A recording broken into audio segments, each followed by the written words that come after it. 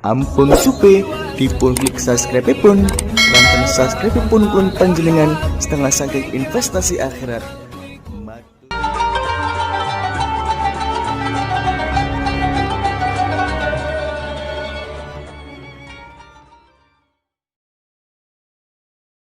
Ma'asyiral muslimin wal muslimat rahimakumullah. Bila kau mencari kebahagiaan, maka sesungguhnya kebahagiaan itu ada pada memberi. Makin banyak memberi, maka kau akan semakin bahagia. Sebaliknya, penderitaan itu ada pada meminta, ada pada menuntut. Makin banyak meminta, maka kau akan semakin menderita. Memberi itu artinya luas. Bisa memberi dengan materi, bisa memberi dengan non-materi. Memberi dengan tenaga, memberi dengan pikiran, memberi dengan hati, itu termasuk memberi. Memberi dengan tenaga, membantu kerepotan orang. Memberi dengan pikiran, mau memikirkan nasib orang. Memberi dengan hati, memaafkan kesalahan orang. Peduli pada penderitaan orang dan mau berbagi kasih. Coba kita renungkan kisah sepasang kekasih. Bagaimana kehidupan mereka sebelum dan sesudah nikah.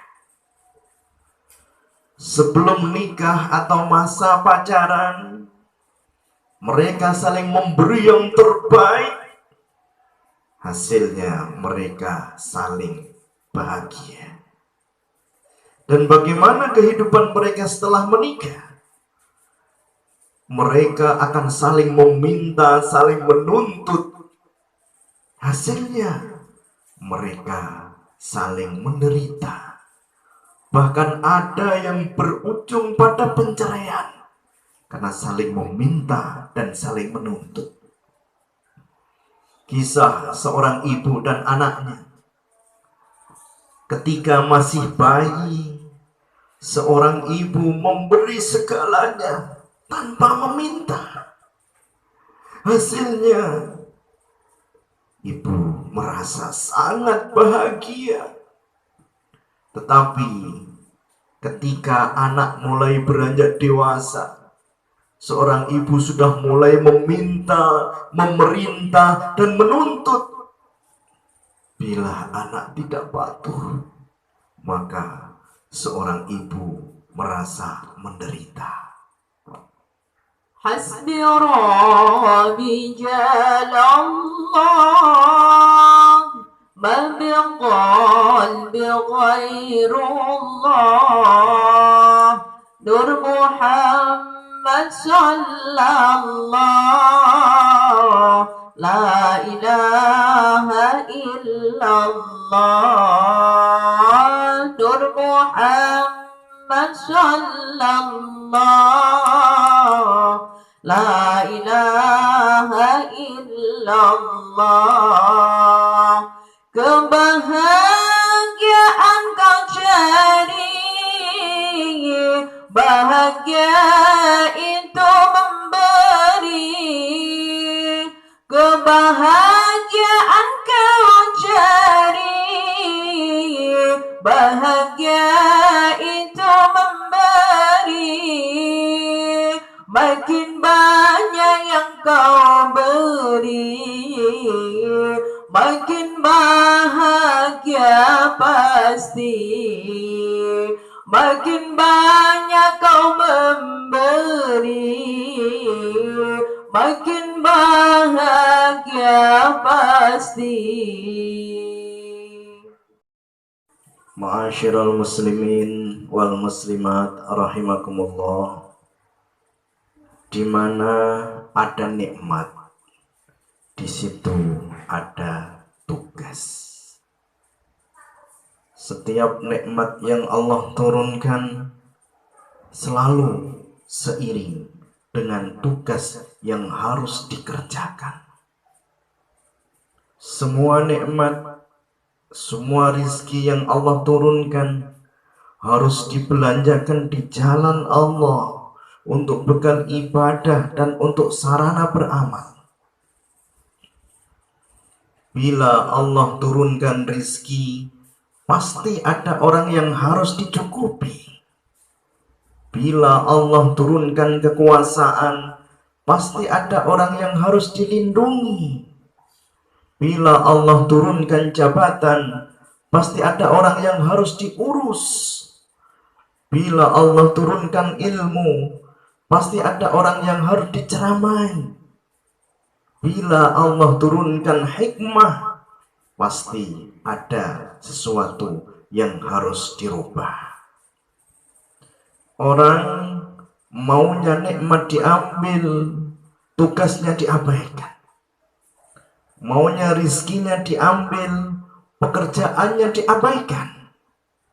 Maunya uangnya diambil, kewajibannya ditinggalkan. Orang maunya enaknya saja. Itu tidak mungkin. Setiap rizki yang Allah turunkan akan selalu dipantau. Kalau rizki untuk bekal ibadah, maka akan ditambah. Kalau rizki untuk bekal sarana maksiat, maka akan dicabut oleh Allah. Bahkan lebih pedih lagi, pelakunya akan diazab oleh Allah Subhanahu wa ta'ala. Na'udzubillahi min dzalik. Seorang kontraktor, bila dana turun, pasti ada proyek yang harus dikerjakan. Bila dana dibelanjakan dengan benar, akan turun dana berikutnya. Bila dana disalahgunakan, tidak turun dana berikutnya. Ada orang kaya, bila rizki turun, pasti ada kewajiban yang harus ditunaikan. Bila rizki dibelanjakan dengan benar, akan turun rizki berikutnya. Bila rizki disalahgunakan, tidak turun lagi rizki yang berikutnya. Hakikat bersyukur adalah menggunakan rizki untuk ibadah. Allah akan beri rizki berikutnya yang lebih besar. Hakikat kufur adalah menggunakan rizki untuk maksiat. Allah akan cabut nikmatnya dan Allah akan menurunkan azabnya. Allahumma anta salam wa minka salam wa ilaika ya'udu salam wa hayyina Rabbana bisalam wa adkhilna al-jannata darussalam. Ada nikmat, ada tugas, beramallah dengan ikhlas. Rizki yang Allah turunkan, sedekahkan jalan Tuhan. Maulaya salli